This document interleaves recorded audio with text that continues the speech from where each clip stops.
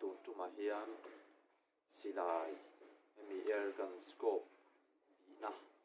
ema han siam dang lam hlek kan hlir ho do na e silai hi Hudson ania Hudson 8044 ania silai bul pop ania bul pop chung hian emo chho ka te sir zong thiam lo zong a ka te har thina chumi all samsung na chu scope bi na an siam china nge an kan thlir don ni ei silai chu atlang puin ma zong a te an tin hian 45 degree heng a an te han thlir hian anu tlang puya 45 ai sang a lo ni to hian 90 degree te 70 80 50 te pon yang chu dianga chun bi hau taka ring a kham du ta ni tin ei kan thiam lam lo ni ta se kan target kha helama kan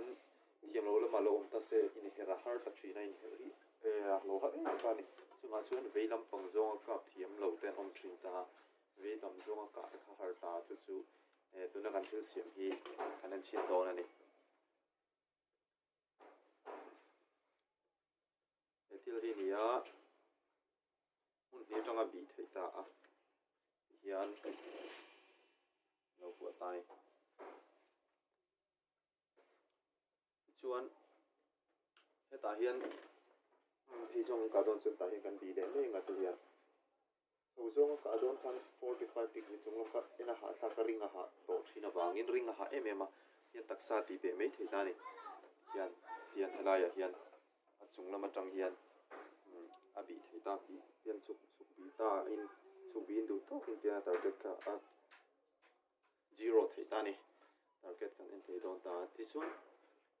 veilama chun kan kap ding veilama kan veilama om chun kan kap thim mi ta ding lama target alo om le ta a mi target kap tu khan in her kha bol kha ka wangin mi hi ka han her ta nga mo veilama tanga en thei turin ti chuan het hian phei zong ten malam pang zong en topin ma zong en thok han du target kha kan lo kap thei don ta ni hi chunglama tang pon thlir te nga veilama side kan thiam lo lam lama mi bo ka kan bi thei don ta ni ti chuan helam pang thiam lo tan po eng koi vir phei le nga hian kan target kha hian kan thlir le mai don ta ni ro phei thlir khan chulam pang mi ha kan hu don ta a silai kho sam de win aka theya tin hi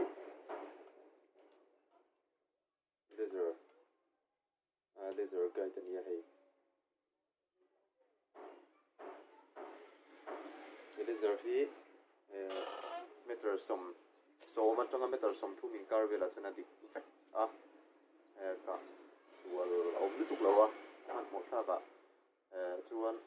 target kha lu zone te han da man lo pon he ka tangin silai kha laser hi kan onanga hian laser la zone ma te fel kha chatna alo ni ve ta ni